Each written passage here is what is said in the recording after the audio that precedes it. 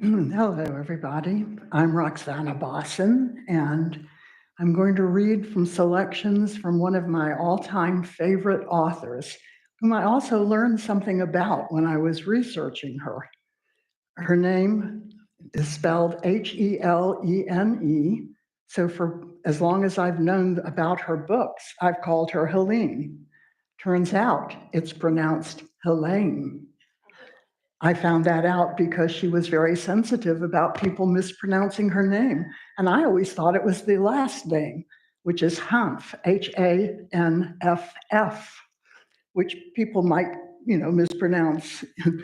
I found out people do that just fine. It's Helene. So when I'm talking about her, if I say Helene, which is what's been in my head for at least 20 years, please, please excuse me. Helene Hanff was born in Philadelphia on April 15, 1916, to Miriam and Arthur Hanff. Her father had been a performer, but became a shirt salesman to provide for his family. He always loved the theater and would swap shirts for unsold theater tickets with the box office ticket salesman.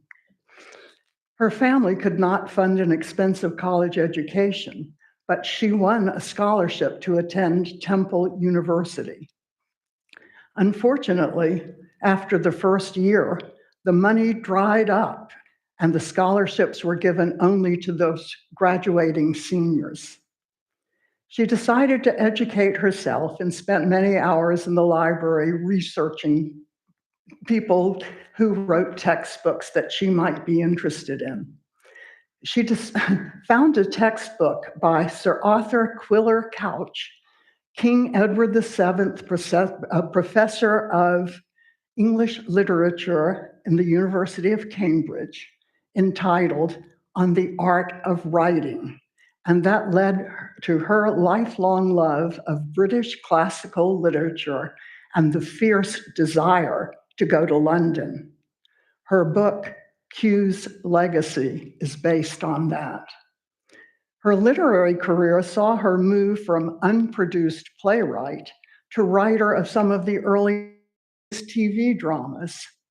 She wrote a memoir in 1961 called Underfoot in Show Business that describes her experiences.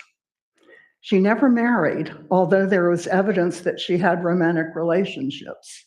She died April 9th, 1977, 6 days before her 81st birthday. The books that you may have heard of, she also, by the way, wrote books for children that were American history books. I'd like to see some of them. They sound interesting. Her major books are Underfoot in Show Business, which was published in 1962, 84 Charing Cross Road, which was written and published in 1970, The Duchess of Bloomsbury Street, 1973, Apple of My Eye, which is about her adopted lifelong city, New York, which was 1977, Q's Legacy, 1985, and Letter from New York, which was 1992, which was a series of talks that she gave on the BBC about her city of New York. Some of them were fascinating. They also made a movie of 84 Charing Cross Road, which is where I first discovered the book. It starred Anne Bancroft as her. The book salesman from London was played by Anthony Hopkins. Dame Judi Dench was the wife of the bookseller from London. So it had some pretty good cast, and it's actually available if you want to ever see it. It's available, and I just researched this a few minutes ago, on YouTube Premium, or YouTube where you pay from $3.99 to watch it, or Google Play, Fandango, and Amazon Prime, all of which I believe will be from $3.99 on. I actually have a DVD of it, but I don't have a DVD player anymore, so it's not doing much good. The first thing that I'd like to read from you is not her most famous, but I find it explains her style of writing, which changes in each book as she is writing for different audiences. But this is a footnote to chapter 1 of Underfoot in Show Business. It's a fashion in the theater, if not a positive requirement, to make fun of the theater guild.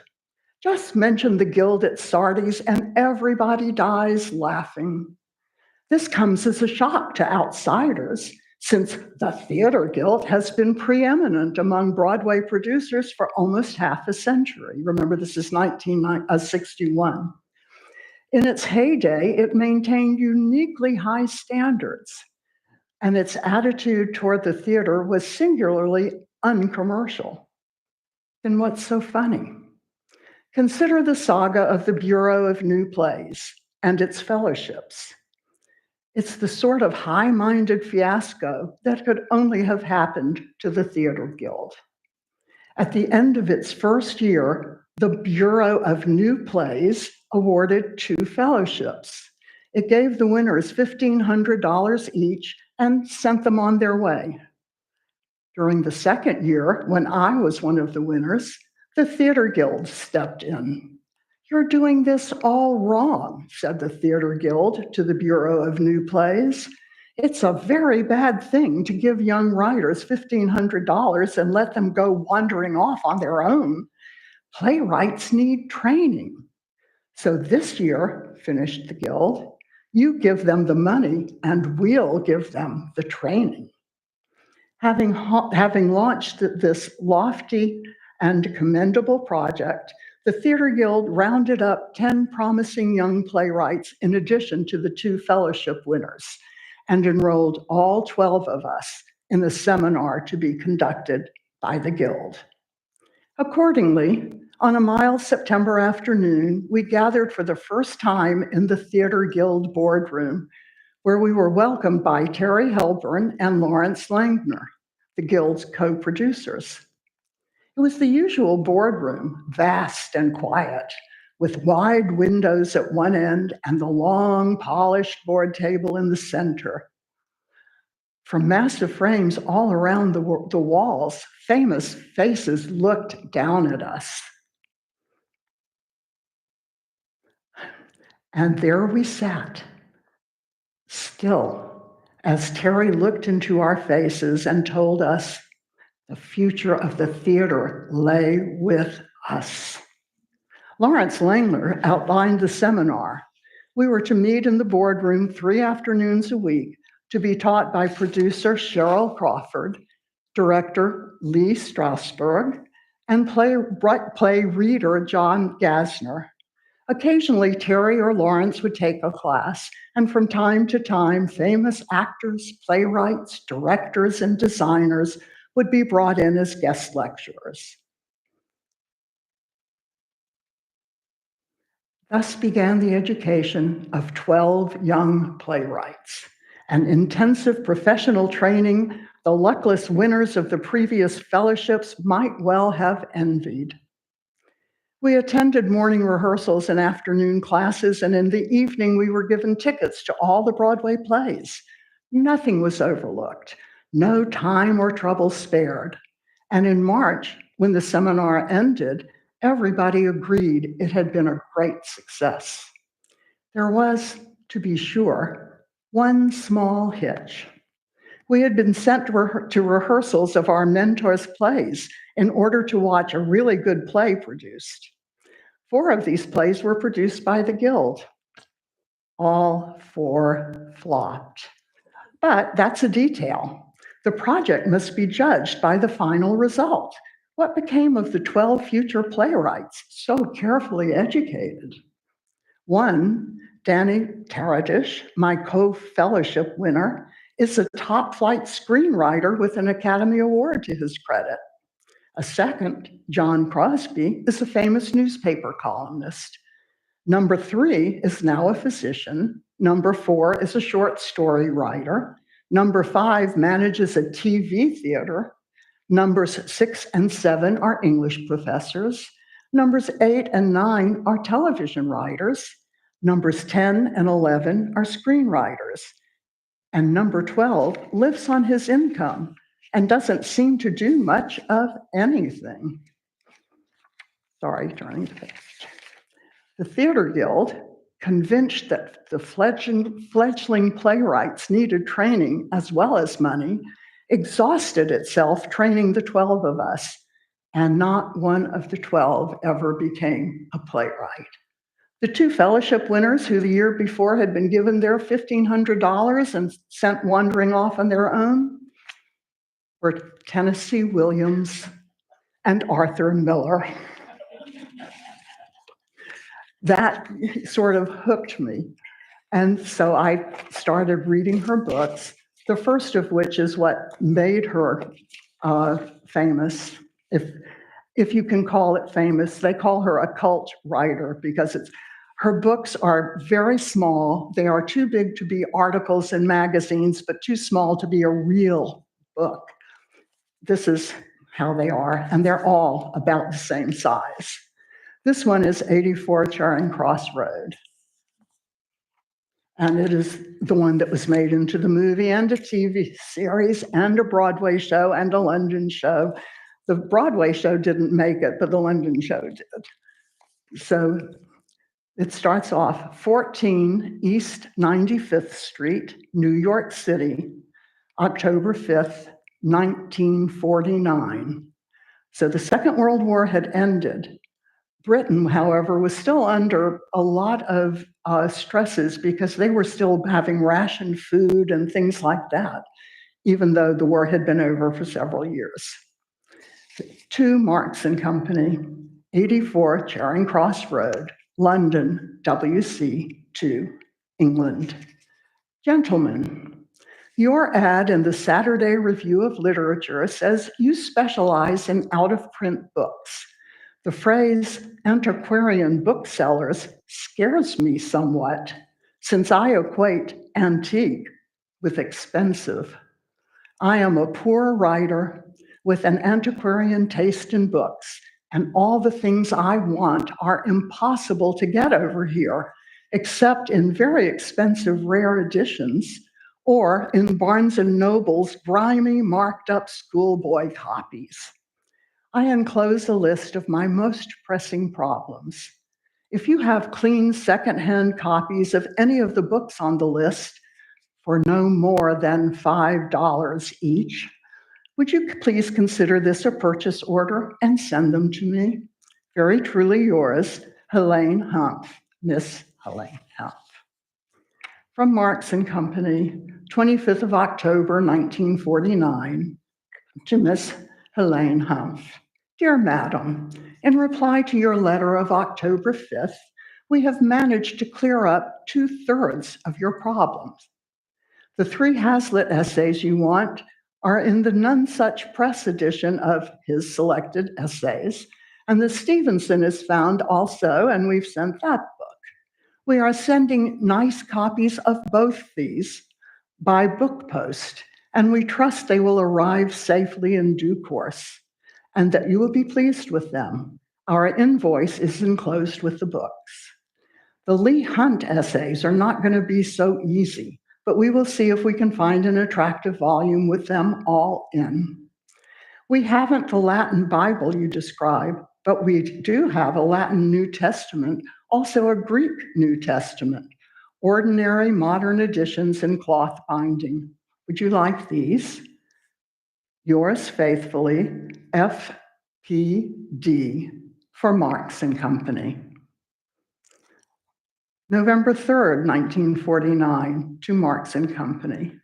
Gentlemen, the books arrived safely. The Stevenson is so fine it embarrasses my orange crate bookshelves.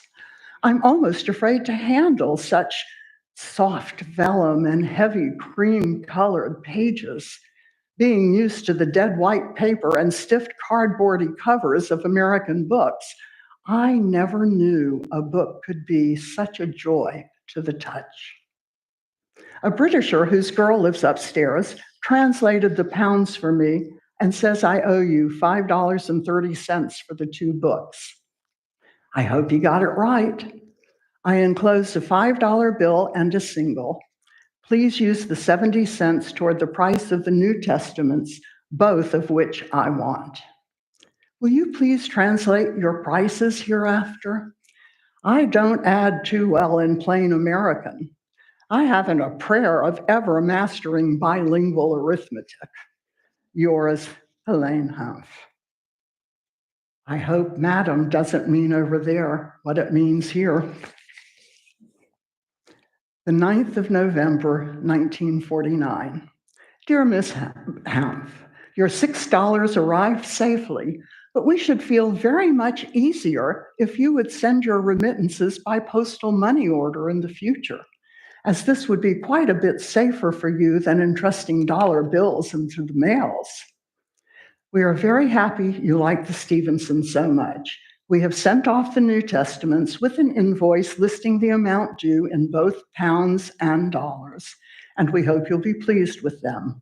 Yours faithfully, FPD. November 18th, 1949. All capital letters. What kind of a Black Protestant Bible is this? Kindly inform the Church of England that they have loused up the most beautiful prose ever written. Whoever told them to tinker with the Vulgate Latin? They'll burn for it. You mark my words. It's nothing to me. I'm Jewish myself, but I have a Catholic sister-in-law, a Methodist sister-in-law, a whole raft of Presbyterian cousins through my great-uncle Abraham, who converted, and an aunt who's a Christian Science healer.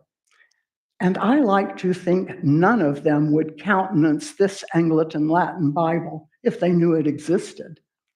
As it happens, they don't know Latin existed.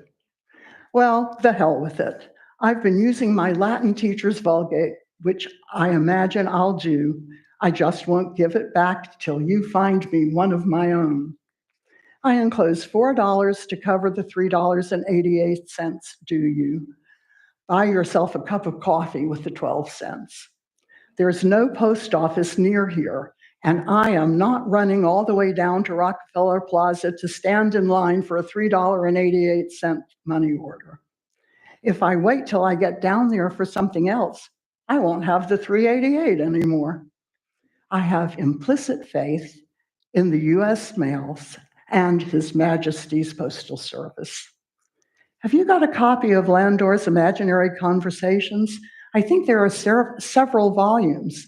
The one I want is the one with Greek conversations. If it contains a dialogue between Aesop and Rhodope, that'll be the volume I want. November 26th. Dear Miss Humph, your $4 arrived safely and we have credited the 12 cents to your account. We happen to have in stock Volume 2 of the Works and Life of Walter Savage Landor, which contained the Greek dialogues, including the one you mentioned in your letter, as well as the Roman dialogues. It is an old edition, published in 1876, not very handsome, but well bound and a good, clean copy. And we are sending it off to you today with invoice enclosed. I am sorry we made the mistake with the Latin Bible, and we'll try to find a Vulgate for you. Not forgetting Lee Hunt, yours faithfully, FPD.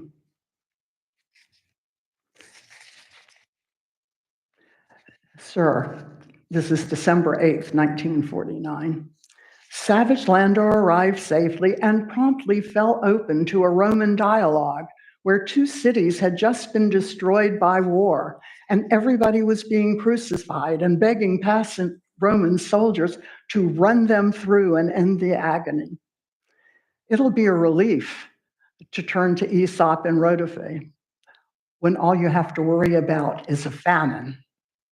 I do love secondhand books that open to page some previous owner read often. The day Hazlitt came, he opened to, "I hate to read new books," and I hollered "comrade" to whoever owned it before me. I enclose $1, which Brian, British boyfriend of Kay upstairs, says will cover the pounds I owe you. You forgot to translate it. Now then, Brian told me you are all rationed. Remember, this is now 1949. You are all rationed to 2 ounces of meat per family per week and 1 egg per person per month. I am simply appalled. He had a catalog from a British firm here which flies food from Denmark to his mother. So I am sending a small Christmas present to Marks and Company. I hope there'll be enough to go around. He says Charing Cross Road bookshops are all quite small. I'm sending it care of you, FPD, whoever you are. Noel, Helene Hanff. December 9th, 1949, same day. FPD, crisis. I sent that package off. The chief item in it was a 6-pound ham. I figured you could take it to a butcher and get it sliced up so everybody would have some to take home. But I just noticed on your last invoice, it says B. Marks, M. Cohen, props. Are they kosher? I brush a tongue over. Helene. December 20th, 49. Dear Miss Huff, just a note to let you know that your gift parcel arrived safely today and the contents have been shared out between the staff. Mr. Marks and Mr. Cohen insisted that we divide it up among ourselves and not include our bosses.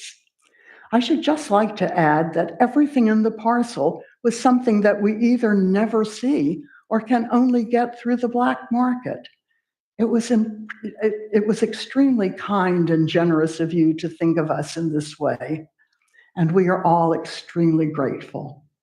We all wish to express our thanks and send our greetings and best wishes for 1950. Yours faithfully, Frank Dole.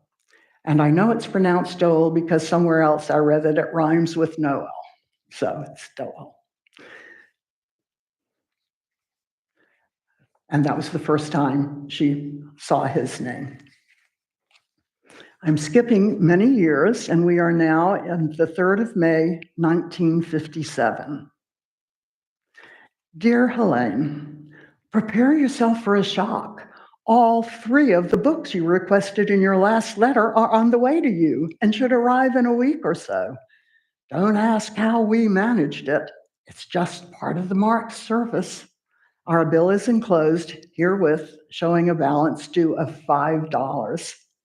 2 of your friends dropped in to see us a few days ago, and now I've forgotten their name. A young married couple and very charming. Unfortunately, they only had time to stop and smoke a cigarette as they were off again on their travels next morning. We seem to have had more American visitors than ever this year, including hundreds of lawyers who march around with a big card pinned to their clothes, all stating their hometown and name. They all seem to be enjoying their trip, so you will have to manage it next year with best wishes from us all, Frank. And then a postcard mailed from Stratford upon Avon. You might have warned us. We walked into your bookstore and said we were friends of yours and were nearly mobbed. Your Frank wanted to take us home for the weekend. Mr. Marks came out from the back of the store just to shake hands with friends of Miss Huff. And everybody in the place wanted to wine and dine us. We barely got out alive. Thought you'd like to see the house where your sweet William was born. On to Paris, then Copenhagen, home on the 23rd. Love, Ginny and Ed.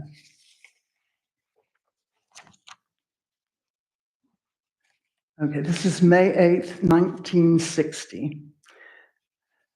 Monsieur de Tocqueville's compliments, and he begs to announce his safe arrival in America.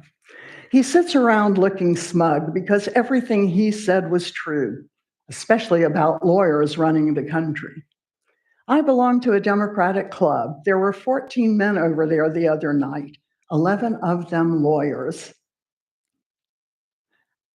Came home and read a couple of newspaper stories about the presidential hopefuls: Stevenson, Humphrey, Kennedy, Stassen, Nixon, all lawyers except Humphrey.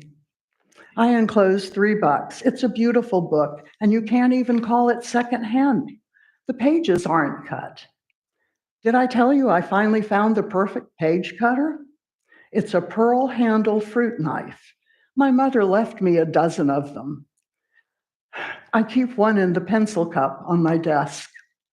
Maybe I go with the wrong kind of people, but I'm not just likely to have 12 guests all sitting around simultaneously eating fruit.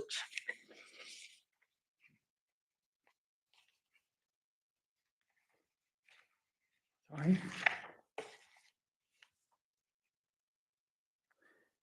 Then the 8th of January, 1969, to Miss H. Hanf. Dear Miss, I have just come across the letter you wrote to Mr. Doel on the 30th of September last, and it is with great regret that I have to tell you he passed away on Sunday, the 22nd of December. The funeral took place last week on Wednesday, the 1st of January. He was rushed to hospital on the 15th of December and operated on at once for a ruptured appendix. Unfortunately, peritonitis set in and he died 7 days later. He had been with the firm for over 40 years, and naturally, it comes as a great shock to Mr. Cohen, particularly coming so soon after the death of Mr. Marks.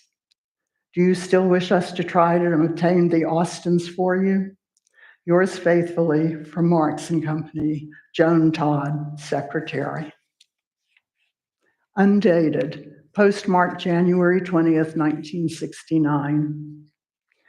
Dear Helene, thank you for your very kind letter. Nothing about it at all offends me. I only wish that you had met Frank and known him personally. He was the most well-adjusted person with a marvelous sense of humor. And now I realize such a modest person, as I have had letters from all over to pay him tribute. And so many people in the book trade say he was so knowledgeable and imparted his knowledge with kindness to all and sundry. If you wish, I could send them to you. At times, I don't mind telling you I was very jealous of you, as Frank so enjoyed your letters, and they, or some, were so like his sense of humor. Also, I envied your writing ability. Frankie and I were very much opposites. He's so kind and gentle, and me with my Irish background always fighting for my rights. I miss him so. Life was interesting. He always explaining and trying to teach me something of books. My girls are wonderful. I am lucky. I suppose so many like me are all alone. Please excuse my scrawl. With love, Nora. I hope someday you will come and visit us. The girls would love to meet you. April 11th, 1969. Dear Catherine, I take time out from house cleaning my bookshelves and sitting on the rug surrounded by books in every direction. I scrawl you a bon voyage. I hope you and Brian have a ball in London. He said to me, would you go with us if you had the fare? And I nearly wept. But I don't know. Maybe it's just as well I never got there. I dreamed about it for so many years. I used to go to English movies just to look at the streets. I remember years ago, a guy I knew told me that people going to England find exactly what they're looking for. I said, I'd go looking for the England of English literature. And he nodded and said, it's there. Maybe it is, and maybe it isn't. Looking around the rug, it's one thing's for sure. It's here. The blessed man who sold me all my books died a few months ago, and Mr. Marks, who owned the shop, is dead.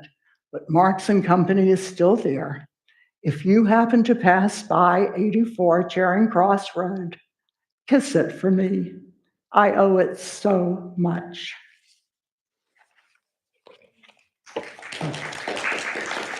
I have to tell you, when I went to England, I went to Charing Cross Road and I saw 84. It is no longer, although there are still antiquarian booksellers right there, it is not one.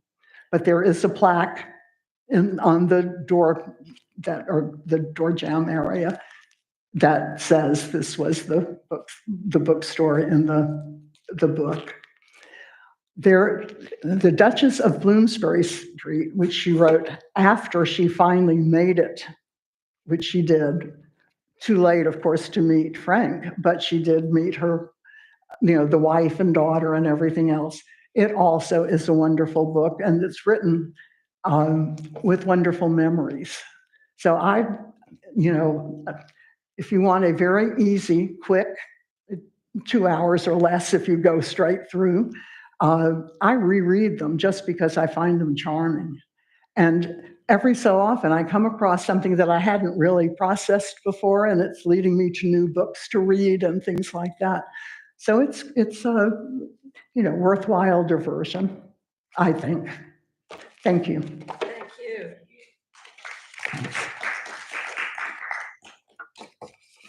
I have several of the books if anybody wants to borrow them at some time. So.